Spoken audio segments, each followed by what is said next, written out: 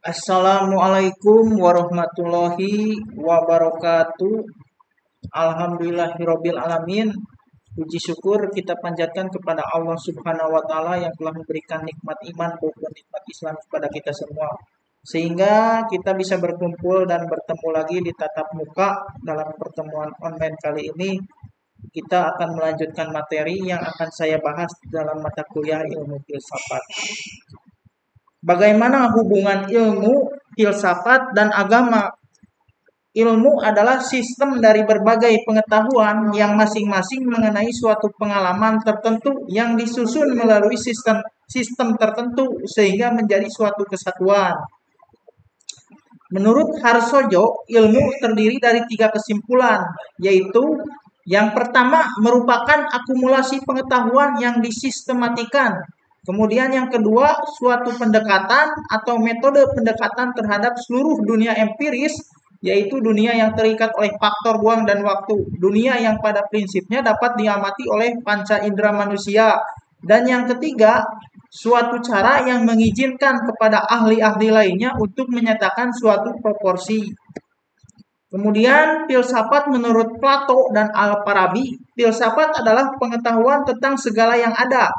Kemudian agama, terdapat perbedaan pengertian agama di kalangan tokoh agama. Hal ini disebabkan oleh perbedaan bidik terhadap agama.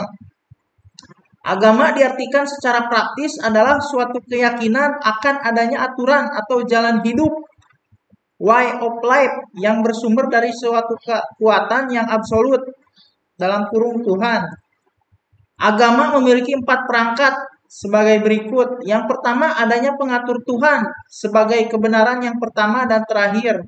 Kemudian yang kedua, adanya aturan, kode hukum yang harus dipahami yang termaktub dalam kitab suci dan kebenarannya bersifat absolut. Kemudian yang ketiga, adanya seorang nabi sebagai pembawa aturan hukum. Kemudian yang terakhir, adanya komunitas manusia sebagai pelaksana aturan yang bersumber dari Tuhan. Kemudian hubungan ilmu, filsafat, dan agama. Ilmu mencari kebenaran dengan cara penyelidikan atau riset sesuai dengan eksistensinya yang berhubungan dengan alam empiris. Dalam penyelidikan, ilmu selalu mencari hukum sebab akibat. Sebagai hukum sebab akibat, maka kebenarannya pasti ada. Kemudian filsafat, karena selalu berhadapan dengan alam empiris, metafisika, goib, maka ia komit dengan organon atau alatnya, yaitu logika. Cara kerjanya selalu diawali dengan pertanyaan apa, berpikir logis, sistematis, radikal, dan universal. Kemudian agama menemukan konsep kebenaran bersumber pada wahyu. Kebenarannya bersifat mutlak, absolut sebagai kebenaran tertinggi. Kemudian ilmu kebenarannya bersifat empiris, filsafat kebenarannya bersifat spekulatif berdasarkan nalar dan logika. Keduanya bersifat nisbi. Kemudian agama kebenarannya bersifat absolut mutlak, dalam penentuannya semua perlu perumusan. Kemudian hubungan ilmu, filsafat, dan agama. Menurut Albert Einstein mengatakan dengan singkat, science without is blind, religion without science is blind. Ilmu tanpa agama buta, agama tanpa ilmu itu lumpuh. Kemudian antara filsafat, ilmu, dan agama. Antara filsafat dan ilmu memiliki tujuan yang sama, yaitu mencari kebenaran. Dari aspek sumber, filsafat dan ilmu memiliki sumber yang sama, yaitu akal atau rasio. Karena akal manusia itu terbatas, yang tak mampu menjelajah wilayah yang metafisik. Maka kebenaran filsafat dan ilmu dianggap relatif, nisbi. Sementara agama bersumber dari wahyu yang kebenarannya dianggap absolut, mutlak. Dari aspek objek filsafat memiliki objek kajian yang lebih luas dari ilmu. Kemudian, jika ilmu hanya menjangkau wilayah fisik atau alam dan manusia, maka filsafat menjangkau wilayah baik fisik maupun yang metafisik, dalam kurung Tuhan, alam, dan manusia. Tetapi jangkauan wilayah metafisik filsafat itu dalam kurung sesuai wataknya yang rasional spekulatif. Kemudian membuatnya tidak bisa disebut absolut kebenarannya. Sementara agama dalam kurung agama wahyu dengan ajaran-ajarannya yang terkandung dalam kitab suci Tuhan diyakini sebagai memiliki kebenaran mutlak. Agama dimulai dari percaya, iman, sementara filsafat dan ilmu dimulai dari keraguan. Ilmu, filsafat, dan agama memiliki keterkaitan dan saling menunjang bagi manusia.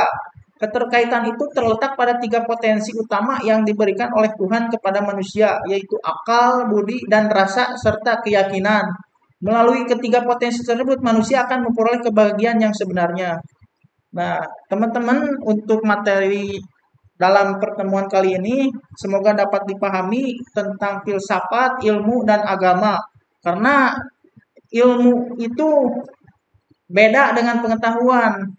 Kalau ilmu itu merupakan usaha kita untuk menemukan dan meningkatkan pemahaman manusia dari berbagai segi kenyataan yang terjadi di alam manusia.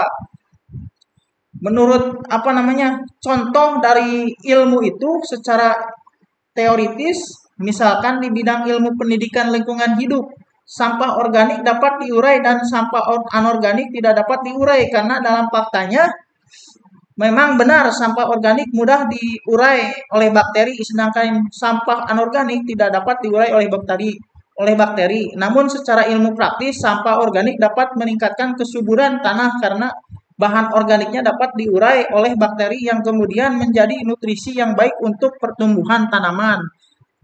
Kemudian sedangkan sampah anorganiknya tidak dapat diurai namun didaur ulang menjadi produk baru seperti dijadikan kerajinan tas yang berbuat dari karung goni bekas, mainan anak-anak, dan lain-lain. Sedangkan pengetahuan itu pengertiannya adalah informasi yang didapat untuk memperoleh pemahaman, pembelajaran, dan pengalaman. Jadi contoh dari pengetahuan berdasarkan pengalaman. Contohnya itu saat kita membeli macam-macam baju, tapi kita menilai bahwa baju tersebut ada perbedaannya. Yang satu baju ini bagus, terasa nyaman dipakai, sedangkan yang satu lagi terasa kurang nyaman dipakai, kurang modis atau kurang bagus. Dari situlah pengetahuan secara pengalaman dapat menilai bahwa tidak semua baju enak dipakai dan model bajunya itu modis atau bagus. Namun secara pengetahuan ilmiah, baju tersebut memang akan terasa berbeda karena bahannya memang berbeda dari segi jahitnya dan segi style pun berbeda. Jadi pengetahuan secara ilmiah itu menyimpulkan bahwa setiap baju memiliki bahan yang berbeda, style yang beragam, dan selera yang tidak pernah puas. Jadi teman-teman, semoga dapat dipahami dalam mata kuliah filsafat tentang ilmu, filsafat, dan agama. Teman-teman bisa baca lagi dari referensi yang lain terkait materi yang saya sampaikan.